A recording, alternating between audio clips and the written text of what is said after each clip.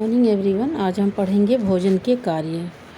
छात्रों, भोजन का हमारे शरीर में मुख्य रूप से 3 कार्य होता है: शारीर क्रियात्मक कार्य, सामाजिक कार्य और मनोवैज्ञानिक कार्य। जो भी भोजन में पोषक तत्व पाए जाते हैं ये 6 प्रकार के होते हैं: कार्बोहाइड्रेट, वसा, प्रोटीन, खनिज लवण, विटामिन और जल। इन्हीं के माध्यम से हमारे शरीर में विभिन्न कार्य पोषक तत्व करते हैं। इनके कार्यों को अगर हम वर्गीकृत करते हैं तो ये 3 प्रकार के होते हैं: शरीर क्रियात्मक कार्य, सामाजिक क्रिया और मनोवैज्ञानिक कार्य। तो शरीर क्रियात्मक कार्य मुख्य रूप से ये 3 प्रकार के होते हैं। 3 श्रेणियों में बांटा गया है: शरीर को ऊर्जा प्रदान करना, नंबर 2 शरीर का निर्माण करना और टूट फूट की मरम्मत करना, नंबर 3 शरीर सुरक्षात्मक और नियंत्रण के कार्य। शरीर सुरक्षात्मक कार्य अब हम देखेंगे कौन कौन पोषक तत्व क्या कार्य करते हैं। कार्य के अनुसार पोषक तत्वों का वर्गीकरण निम्न प्रकार से है। जैसे शरीर को ऊर्जा देने वाले पोषक तत्व कौन कौन से हैं? मुख्य रूप से कार्बोहाइड्रेट है। कार्बोहाइड्रेट अगर उपस्थित नहीं है बॉडी में तो वसा ऊर्जा देगा, और वसा अनुपस्थित है, वसा की मात्रा भी कम है, तो शरीर को ऊर्जा प्रोटीन से प्राप्त होती है।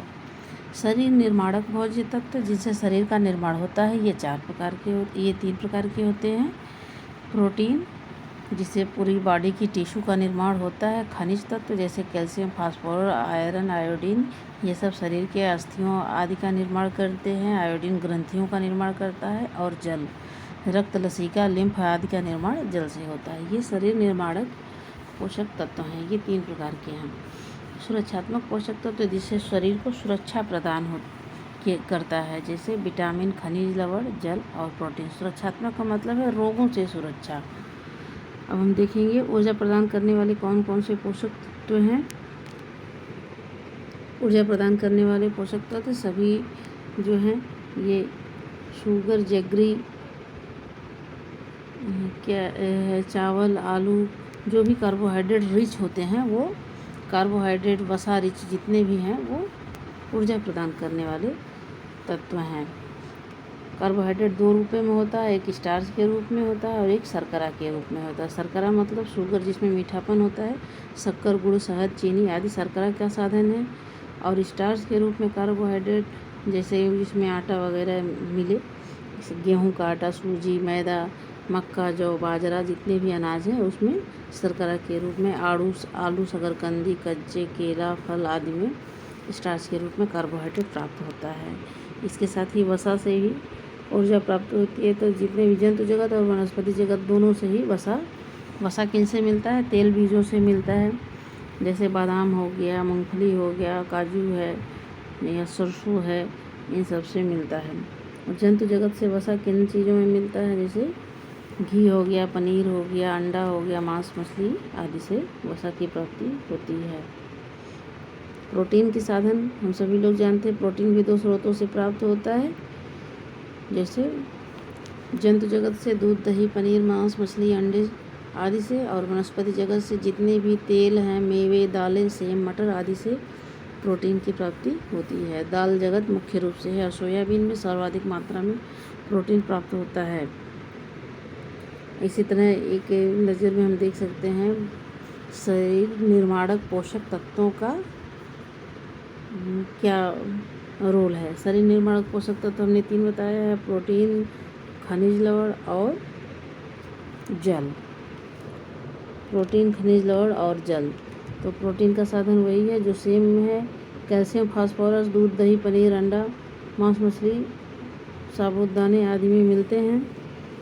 फिर है लोहा, यकृत, मांस, मछली, हरी सब्जियां, मुनक्का, बाजरा आदि में मिलते हैं। आयोडीन समुद्री प्याज और समुद्री घास और समुद्री मछली में मिलता है। आयोडीन का साधन मुख्य रूप से प्याज है, समुद्री घास और समुद्री मछली है। जल, शुद्ध जल, रसीले फल आदि आरओ वाटर से प्राप्त होते हैं। तो ये हो गया।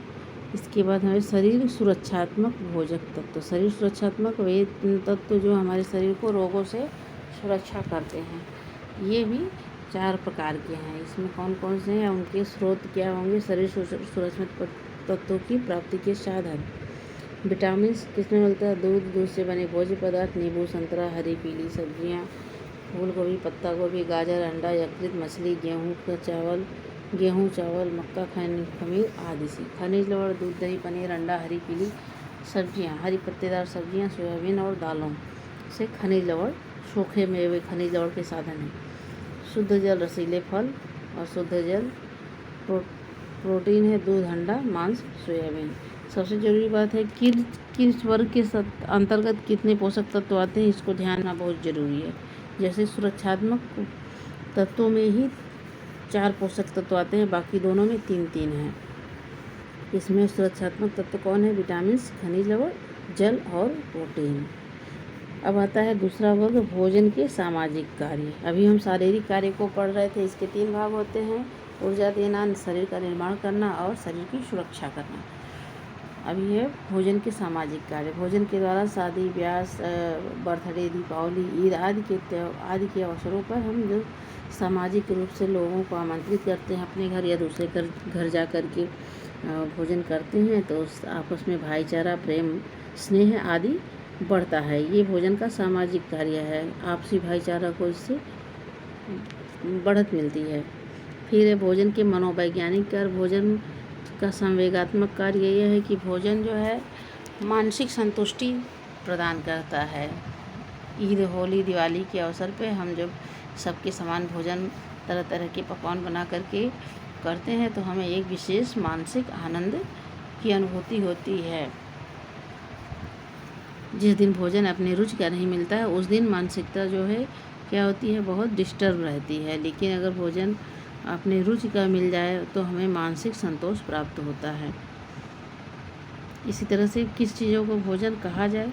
भोजन उस चीज़ को कहें जिसकी रासायनिक बनावट इस प्रकार हो जो पाचन नाल के रसों में आसानी से घुल सके, आंत की कोशिकाओं के द्वारा शीघ्र ही अवशोषित हो सके।